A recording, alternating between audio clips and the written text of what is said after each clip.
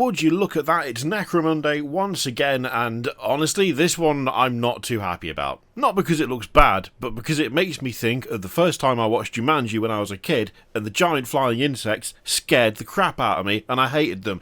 These are the Ashwing Helamites, because it's an Ashwing Hellamite summer on Necromunda, apparently.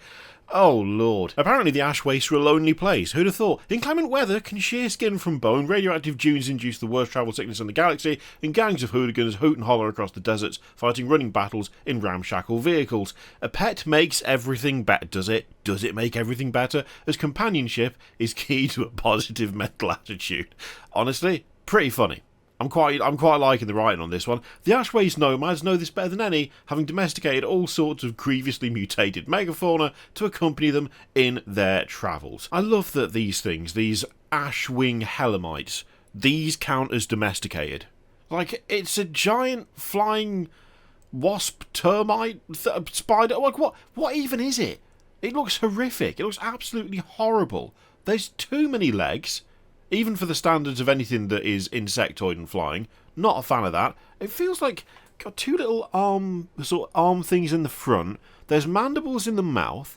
There's is it four legs on either side? Like, there's a lot going on here. Also, big old stinger on the back there. Big stinger. Absolutely horrible looking things, these. The wings look fantastic though. I mean, I say the wings look fantastic. All of it looks fantastic.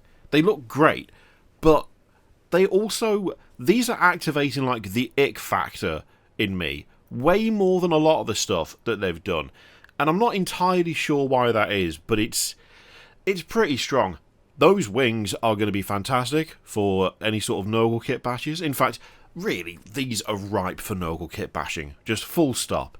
You could use these all over the place. You could create some absolutely horrible, disease-ridden monstrosities with these, and it would look great. The segmented armour, I mean body, really. Body more than armour, isn't it? It's not exactly armour. The segmented body looks absolutely fantastic. Really like the tail. The tail looks great. Again, that big stinger thing on the end of it is absolutely horrific.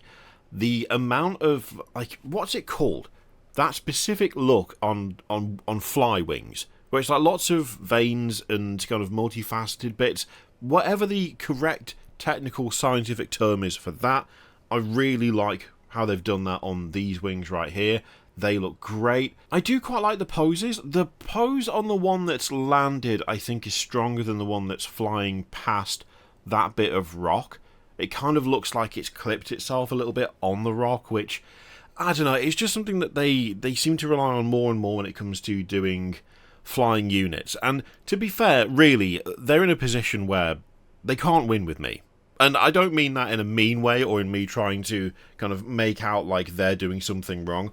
I've never been a big fan of flying bases, but I also don't like it when a model is kind of just stuck against some scenery where it's like, yeah, he's flying past it, but you kind of have to ignore how heavy the contact point is for that to work, because it sort of looks like they've just collided with it. And the thing is, I've been guilty of trying things like that in the past and it not working, but still finding it a little bit better than doing the whole flying stand thing. It's very difficult to pull off. It is difficult to pull off. How do you make something simply look like it's floating in midair? It's not an easy thing to do. If it was, they would be able to nail it every time. For this one, it's not terrible, but it feels a little bit off. But it's not the worst. Not the worst example, not the best either. The one that's fully landed, though, that looks absolutely fantastic. I really like the overall posing on that. Oh, it's pretty good. It's pretty good. Like it a lot. So the nomads use them as guard creatures for their claims in camp, smaller and less docile than the dustbacks used as mounts. These macro insects, are controlled using lures thrown by their handlers. Oh, okay, that's a fun way to do it. Ashwings swarm around them, biting trespassers with their toxic mandibles, and no amount of bug spray will pull them away. I mean, assuming, really, rather than bug spray, what you want is, las rifle spray more than anything. I like this as well. You get 2 Ashwing Helamites in the box, as well as a token for the lore, and an optional head and sky mantle, complete with Ashwing lore to mark one of your nomads out as the handler.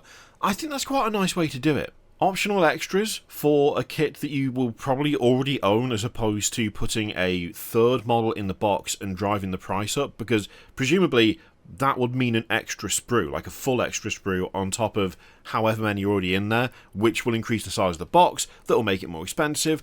Doing it this way, where it's just a couple of add-ons, I actually quite like that. I think that's a good way to do it. It'll keep the cost of the kit down overall. I've no idea whether this is Forge World or whether this is plastic, though, so I mean, hopefully we'll find that out by the end of the article, but yeah, I think that's a decent way of doing that. Oh, well, that answers that question. This plastic kit allows you to place the Ashwings on scenic base toppers, and it also includes flying stands for a choice of poses. Ooh, okay, so properly posable as well then.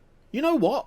I already liked them. I already like the way they look. I already think they look fantastic. They are horrible and scary, and I don't want it anywhere near me in any way, shape or form, which is kind of what you want from giant insect attack pets.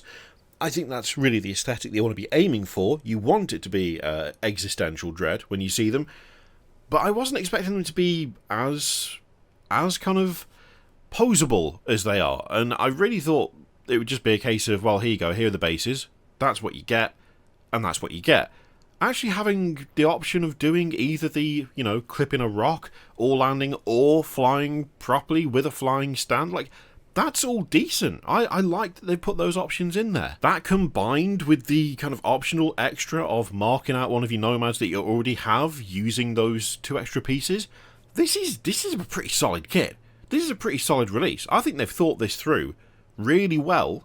They provided a good number of options, and it feels like it should hopefully be fairly reasonably priced by the standards of Games Workshop because of that. Bit early to say that, really, isn't it? We'll have to wait until the actual price is, but I don't know, gut instinct says good work. Well, there you go, those are the Ashwing Helomites. Let me know what you think of that lot in the comments down below. In the meantime, feel free to click all the things. Thank you very much for watching. See you for the next one.